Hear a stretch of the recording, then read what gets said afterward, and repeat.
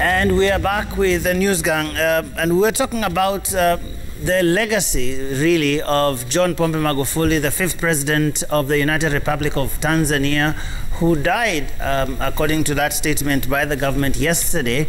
And we have been looking at what he meant in different ways. You know, the way that Shakespeare says that we come and play different parts. I think one of the things that people have discussed a lot, Francis, now that we are on you and we're taking the break, is his relationship with the opposition in that country, how he handled political opposition. And there have been a lot of conversations about the state of freedom in that country under John Pombe Magufuli. I would say probably his heart was in the right place, but the execution was not the right way. What do I mean? Probably he meant well for the country, you know, development, dealing with corruption and everything else, but not being able to listen to contrary view or opposing anyone who does not toe his line was not the right thing to do. And I think it's a challenge of leadership. When you look at the number of opposition leaders who have fled Tanzania, and actually in hindsight, I remember two tweets by Tundu Lissu on 4th of March and another one on 9th of March. That was the clearest indicator that Magufuli probably was not in the right place and some serious things were happening to him.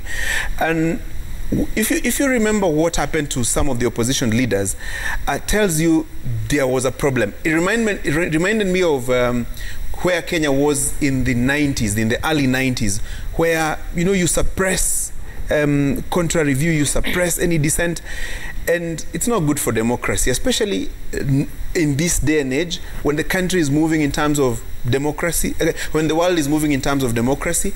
And Kenya and Tanzania, when Kenyans look at what was happening to Tundu Lissu and the other politicians, it was reminiscent of what was happening in the 90s. And that's why you would see Kenyans were really interested in what was happening, and even sometimes even intervening in some way. And that explains why when these leaders were fleeing Tanzania, the first place they were coming to was Kenya. So governance without opposition is not governance. Because unless you want everybody to say yes to what you're saying, even if it is not the right thing, then there's serious room for opposition, and constructive opposition for that matter. But you see, there's I think a lot of this happens with leaders who, one, either have a very strong sense of country, or they almost believe they have this almost messianic role to save the country from something. Some people call it the messiah complex. But really, it's a question of a lot of, and you see it even in this region, there are a couple of examples that you could cite where a leader comes onto the scene to save the country from something. And you could see this gentleman believed that there's too much corruption here, we need to deal with it, and all of these things. And so such people almost see the opposition as some kind of inconvenience and a distraction. Why are you getting in my way? What I'm doing is far more important than all those freedoms. And I think that's a big challenge that you've seen in a lot of African countries. Even right after independence, that happened in very many countries, where there was this idea that all these founding fathers, as they were called, have this idea of building these young nations that have just come from colonialism. And so they did not brook any kind of opposition because they saw it as a kind of a distraction. And I think we have seen that go on in quite a number of places, and there is always that conflict where many people will suffer under that kind of arrangement, because in this day and age, quite frankly, after the wave that swept across Africa in the 90s, the genie is out of the bottle. You can't get it back. So you find a lot of these people try to do that, but you don't get very far. You actually leave a lot of blood in your wake. Indeed, a lot of blood in your wake would be correct. I mean, for opposition leader Tundu Lissu, we all know what happened to him. You know, an assassination attempt. he was shot 16 times. By the way, there were 23 shots that were fired. It was the 16 that got him. It's no wonder that he would be calling the death of John Pombe Magufuli poetic justice. He said that was how he termed his death. And remember, after that, he came to Nairobi and was here for treatment for quite some months, and then was flown to Europe, where he was under treatment and was in exile, and only returned just months to the election to contest, and then right after losing went back into exile. And I think, you know, the tales of how he treated you know, anybody that opposed him. I mean, I think there's many people who will tell stories, you know, those also in civil society, you know, lawyers like Fatma Karume, who was you know, the chair of the Tanganyika Law Society of Kenya, eventually losing her license to practice for what was termed as political activism, was you know, kicked out of her own law firm. And there's many stories like these of people who dared to go up against him and who were crushed, you know, definitely in their wake. There's also how he you know, handled members of the press. I mean, many remember the hashtag Free Kabendera. That was Eric Kabendera, the journalist, who, by the way, wrote an article about Tanzania's economic situation and a ranking that had been done you know, by international bodies of Tanzania's economy and where they were. And for that, you know, he was charged with sedition. He was put in jail. I think he was there for 7 months. His mother died while he was in prison, asked for you know, just leave to go and bury his mother. That was denied. Later he was released. I mean, there was a fine of millions of Tanzanian shillings that he's still trying to pay through. And so I think, like you said, how he was going to deal with his opposition and how he was going to affect the democracy was seen right at the start. You know, when he came in with the whole bulldozer mentality, it was all about him and what he was going to do to transform the country, and nobody would stand in his way. But okay. Yvonne, if you look at what you were spoken about, and Joe said that, oh, here is this president who came on this platform and then suddenly he changes. He had said he was going to fight corruption, he was going to deal with the government spending, civil servants who were seen to be corrupt at the time, and then he starts cracking down on opposition, on the media. There's a rise in the arbitrary arrest you're talking about, crackdown on civil society. But right now, if you ask Tanzania wa kawaida, he was the best president. They loved him. Yeah, he would come on the roadside, he would speak to them when they see him on television dealing with the contractors, when firing a minister or someone who's seen not to be performing. He used to provide solutions papo hapo. Someone comes and says, there's this issue I have, anapigia whoever is concerned, and it gets sorted. And for people, that's what they want, not the big ideals that we talk about, but someone who changes your life directly, hapo hapo. And they loved him for that. Magufuli was popular in the beginning with most of the world. As I said, there was a hashtag, what would Magufuli do? Because of how he was dealing with them directly. Unasimamisha contractor wa kigeni pale, unamfuta kazi because you've not performed. This project was supposed to have been completed then. Money has been spent. WAPI project. And he used to deal with that, and people loved seeing that, and they're like, this is the kind of president we want to see. Adua. But then now that things changed, and then he was being now known for other things, but still Magufuli is the president who Tanzanians wanamlilia hata leo, saying he was our president and we will miss him. But then now, as we were speaking right now, I was just reading here that an announcement has come out that Samia Suluhu will be sworn in tomorrow at 10 a.m. at Dar es Salaam at katika Ikulu. And then some would say that who is Samia Suluhu? And we're discussing it with Lena. And we'll come to that shortly. Yeah, but we'll my point is this. We may say what we want to say about Magufuli, but to the people in Tanzania, he was their president and they will miss him. Joe, I think COVID-19 interrupted a very interesting developing political situation in Tanzania. A developing situation that revolved around an emerging culture of construction of a personality cult, based entirely on what Jamila has said. Yes, the public loved how Magufuli was delivering because he was efficiency driven. He wanted a public service that was functional. And this was very popular. He was a populist. I see hints of a version of Xi Jinping, the Chinese leader, because there started to be talk of removal of term limits, something absolutely abominable in the thinking of Tanzanian politics. And the political hierarchy was getting disquiet about it. What interrupted that run was COVID-19, because it completely changed the story, and Magufuli had to attend to COVID-19. There is that version of things that was really, really developing. And how did Magufuli react to that? He reacted by becoming very repressive of opposition and intolerant, whether it's opposition or human rights groups and media. And then internally he also became very, very insecure, getting rid of people who he thought could be a threat. There was a very curious hearing that was held in February last year, where the party took some disciplinary measures against some very senior CCM members. Abdurrahman Kenana, who was a Secretary General of the party at some time. Bernard Membe was a Foreign Affairs Minister, and there was also Joseph Makamba. January. Yes, and the party.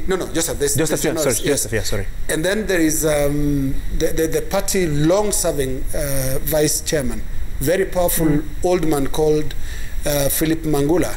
Philip Mangula is law and order in CCM, especially in the mainland. He is a very powerful, long-serving chairman. Yep. He's never done anything else except being just vice chairman of the party.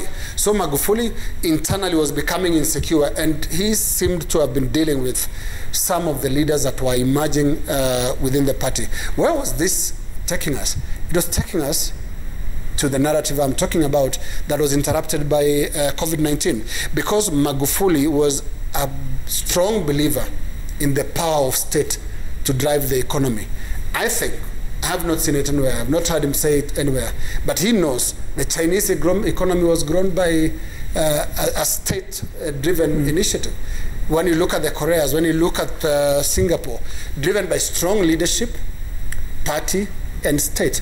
I think that was what he was trying to get at. But look, this is something we cannot know because he's gone. Was it the direction it was taking? I think COVID-19 interrupted a certain political process that was coming up in Tanzania. Talking about that interruption, there's also we need to move very quickly towards his legacy in terms of diplomacy. The element also of denying the existence of COVID-19. What surprised me is that there were people who believed in what he was saying, even with clear evidence and information from institutions like the World Health Organization and many other people across the world who are accepting and acknowledging the existence of COVID-19.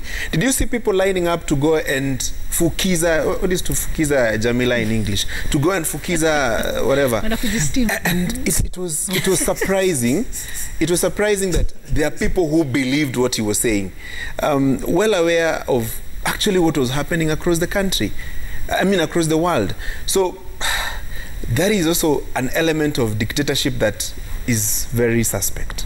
Okay, so let's talk a little bit about how he related with the rest of the world, basically, and here it started with some peacocks, Tausi, ndege wa fahari, Jamila, but I don't think that the diplomacy had a lot of fahari in the end. I mean, it started well, but I'm not too sure it ended that well. I mean, I know today the president had quite some colorful things to say about that relationship, but it sounded like really not the whole story. No, it was. In fact, the Tausi one, I think, is a one time we actually saw them like actually almost like friends. Alienda paka kwake kule Chato, akakaribishwa. He was given the Tausis as a gift. I remember he came to Kenya, President Magufuli, and he said, well, we talk all the time. Lakini sasa mjue hadharani kwamba tunazungumza, basi tunazungumza, just to show that, yeah, we have a good relationship. But now there are all these underlying things, the cows, the chicken,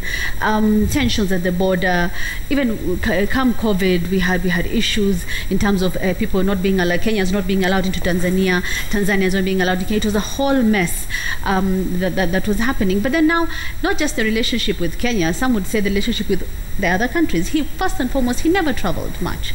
He wouldn't attend most of the EAC meetings. He would send the ambassadors of the countries where the meeting was being held to attend on his behalf. So really, in terms of whether he was reaching out to the other leaders, it didn't seem so, because he was like in his own world, in his country, he was happy, he was satisfied with just being there and doing his job. The rest of you, muendelee na kazi yenu, hamunihusu. I think that was how he felt like he had to rule. Mimi niko peke yangu na niko sawa. And indeed, even when he came in, you know, like we said, he had a very strong stance against public spending and had asked many of his senior government officials to, you know, not travel abroad so much.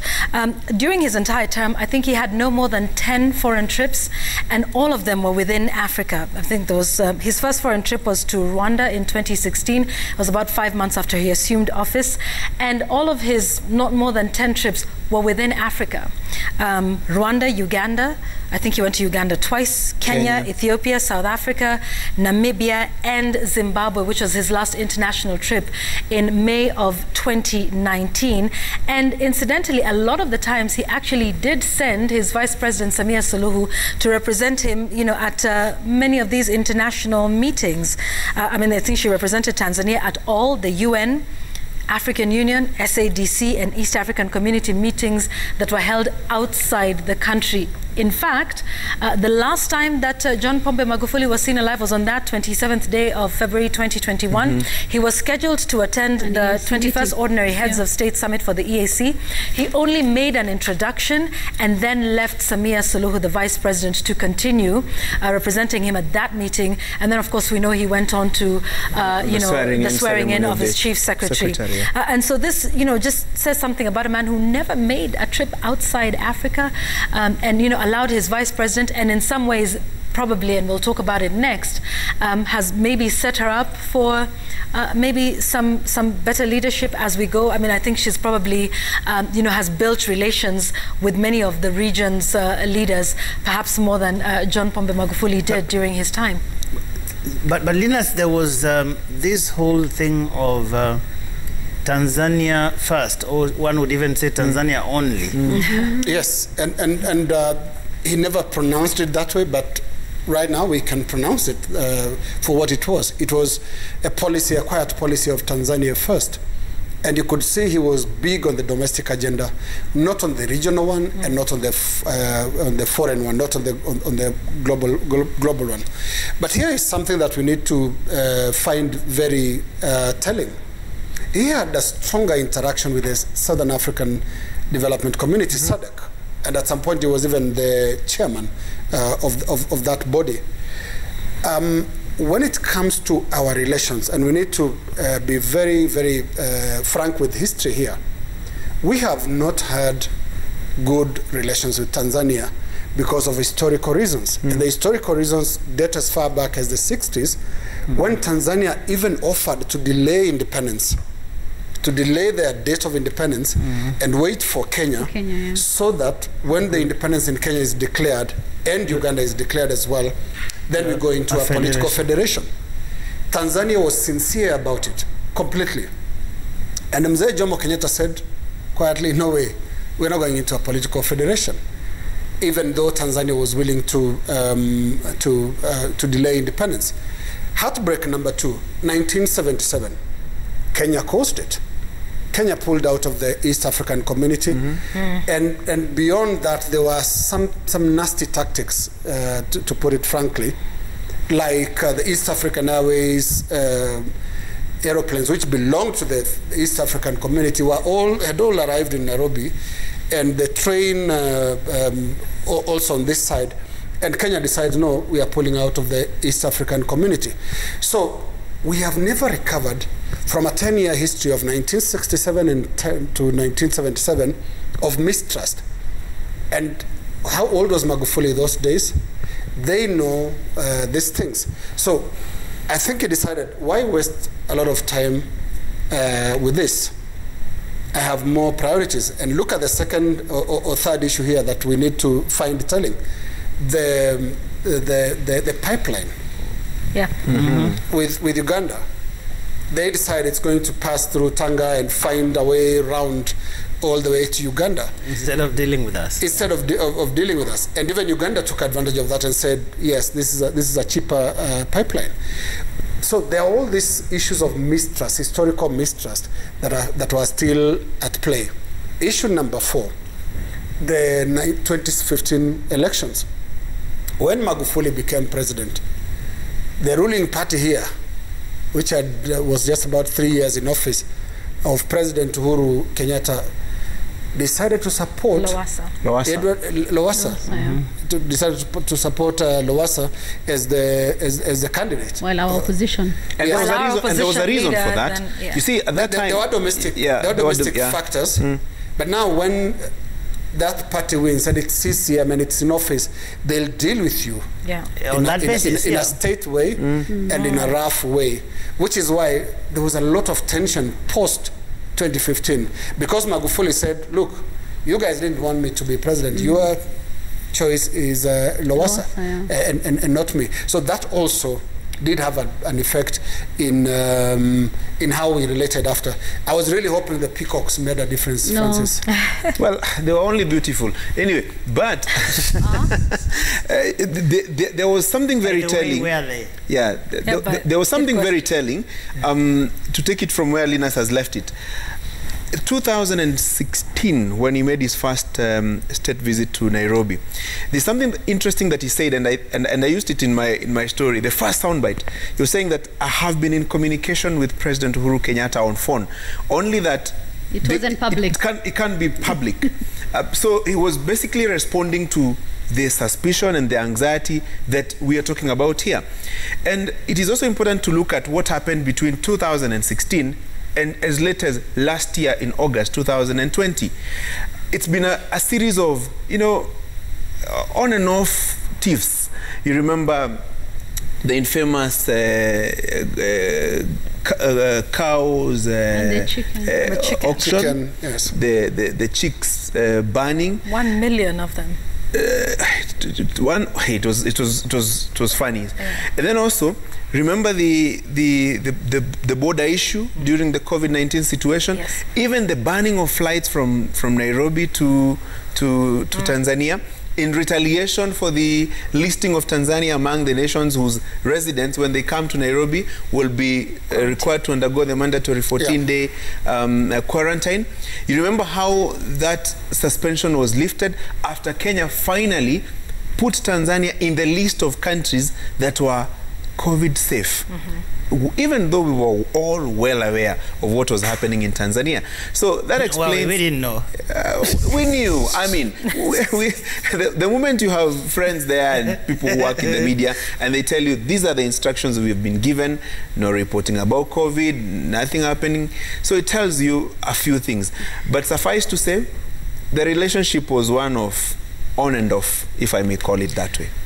And I think it's a natural point for us to look at what next now for this country. We know that tomorrow, as Jamila told us, solutions. Yeah, Samia Solution Hassan Suluhu.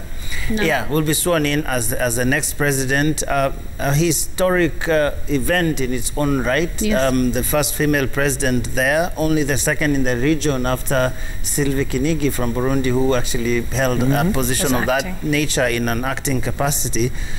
Following the death of Melchior Ndadaye, the assassination, I should say, but very historic.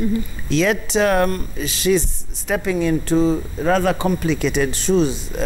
One would say that. That's true, Joe, because some say she's been in the party for a long time. She first came in after she was nominated as a member of parliament by the Zanzibari president Karume, and after that she was made into a minister. She was in the Constitutional Assembly. She actually won her parliamentary seat by 80% of the votes. That was in 2012. 80% of the people voted for her to become the member of parliament. So, she was coming up in the party. She was being recognized. She was loved by people. And then now comes 2015, when she was actually a surprise for many as a choice for running mate for President Magufuli at the time, because she leapt over several prominent members of the CCM to get that position as his running mate. And some would say maybe if things had been different, if Magufuli had not gotten the CCM ticket at the time from Lowassa after the circumstances that had been there, maybe she would not have been the choice for running mate. But she is. But she is called Mama Samia in Tanzania, and it's respect. Being called Mama is a sign of respect in Tanzania. But what people say about her is that she's very calm. She has a calm demeanor. She has a calm way of dealing with issues. or there are those who may say, oh, she's too calm. Will she be able to step in these shoes and be able to continue with Magufuli's legacy or start her own? But I was listening to an interview that she did a while back, and she talked about how, yes, there are those who may say that, yeah, I'm in Impole, but I have my own way of getting things done. Yeah, that's why I am where I am, because of how I've gotten things done. Samia Suluhu is a Muslim from Zanzibar. And we were talking about this unwritten rule that is there, Linus, about leadership in Tanzania, where you have 10 years of a leader from Tanzania and then 10 years of a leader from Zanzibar. Remember, we had Alhaji Ali Hassan Mwinyi, then we had Benjamin Mkapa, then we had Jakaya Kikwete, and then John Pombe Magufuli. Now, we are having a Muslim from Zanzibar taking over for the remainder of the term. Magufuli was president for what, 4-5 months? She still has 4 years plus to run the country. What does that mean in terms of what next? She may have to pick a vice president who's now from Tanzania, preferably Christian. But it should be interesting to see how things happen in coming days. She's being sworn in tomorrow at 10 a.m. katika ikulu ya Dar es Salaam. Na all you can say is kila laheri Rais Samia Suluhu Hassan. But it will be interesting to find out who will be her choice for vice president, because the Prime Minister is also Muslim, so it's a foregone conclusion that it will be a Christian. But it will be nice to find out who it will be and the dynamics therein, because I would even probably think part of the delay, if there was a delay, and I suspect there was a delay in announcing the death, is also to manage this succession. While the constitution is very clear in Tanzania on who takes over in the event of the death of a president, the critical discussion therein was who becomes the deputy. And so that explains probably why we saw a bit of what we saw in the last few days. Yes, but the first major tests, Yvonne, and immediate would be, first of all, the issue of COVID, for example. Right. Some would say, well, also the issue of opposition politicians. I remember in 2017, curiously, she actually visited Tundu Lissu in hospital, which raised eyebrows, but no one quite could tell what that meant. But here we are. She now will be the president of that country. Where does she start? Yeah, so a few things would be interesting to see in terms of how differently does she take the country in terms of COVID-19? Do they start to acknowledge that it's there? And I think we did start to see a bit of that during, John Pombe Magufuli's last days, when he said, okay, so you can wear a mask, but make sure it's a mask that's made in Tanzania.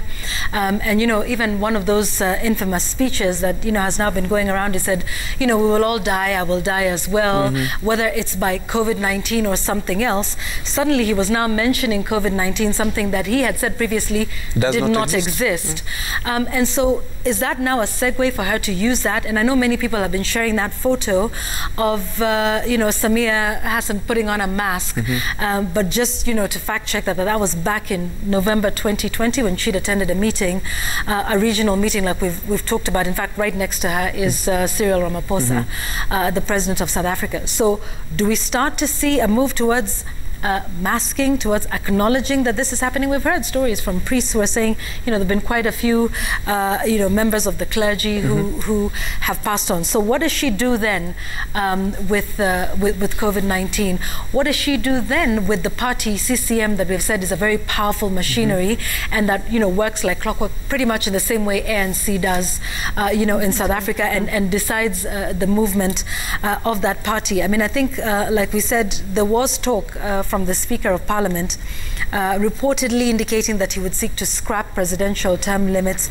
Many people saying that, Magufuli was taking CCM in a direction in which was very different from those who had been leaders of that before then. So which way does that go? There's also the statement by Tundu Lissu, who, was saying, let's have an election. He said, I think there can be no Magufulism without Magufuli, perhaps indicating a difference in that respect. Also, very different personality from John Pombe Magufuli, who was abrasive, who was out there, and she's calm. Are we seeing the return to what we know to be, that? And then also finally, with her big exposure to the region, having attended all of these regional and international meetings.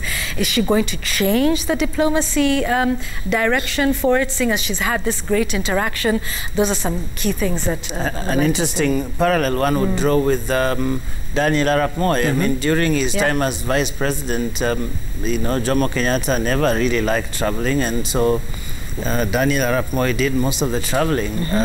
Interesting parallels across the border, Linus. Right, and it built her profile regionally. We already knew Suluhu Hassan before the death of John Pombe Magufuli.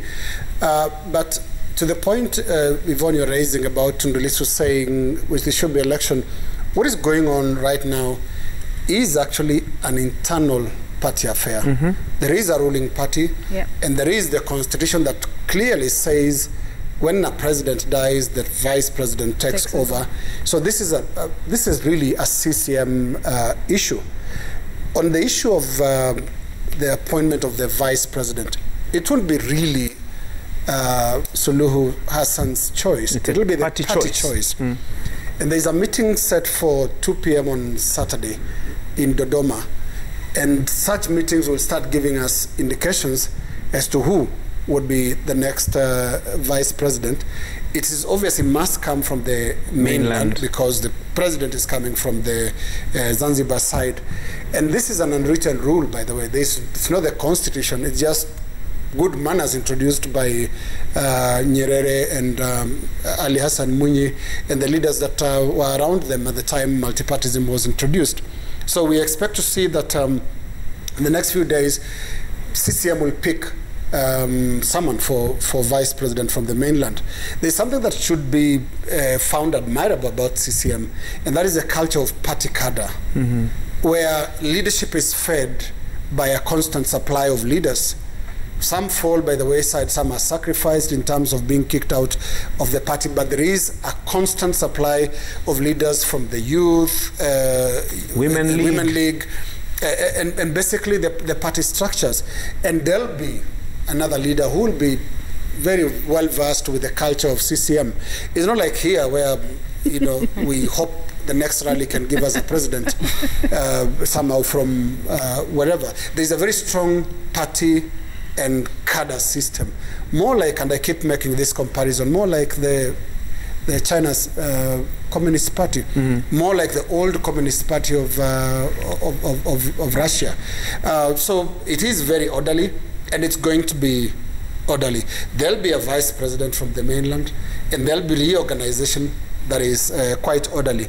What we may see is probably an opportunity for CCM to go back to the standard culture that everyone knew about, that started with all the way from Nyerere all the way to President Jakaya Kikwete. And talking of Jakaya Kikwete, this is one leader we must watch for the next few days. Here is a scenario where he is one of the 2 living ex-presidents. Ali Hassan Mwinyi is old now. Is quite old, age is not on his side, but Jakaya Kikwete is not that old. We are going to see possibly a scenario where this is the man to go to when it comes to the direction of not just the party, but also the country. So we expect to see his hand in the picking of the next vice president. Who is my bet? My bet would be Andrew Chenge, the former Attorney General who served as Attorney General under President Mkapa, very long-serving, and he comes from the same region as President, the late President Magufuli. In Tanzania, they don't really do party politics, but regions are very, very strong. The lakeside region constitutes about 35% of the national vote that candidates get in elections. So Kikwete and the lakeside region will decide who the next vice president will be, in my view. Interesting. We need to finish this now. But also, it's also important to look at the large pool of ambassadors and envoys that Tanzania has. So if you see one of them plucked from somewhere to come and be the vice president, it should not come as a surprise. Absolutely. All right. Jamila usually says... Final words. We need to take this home. And tonight, I think we're starting with Yvonne. Yep.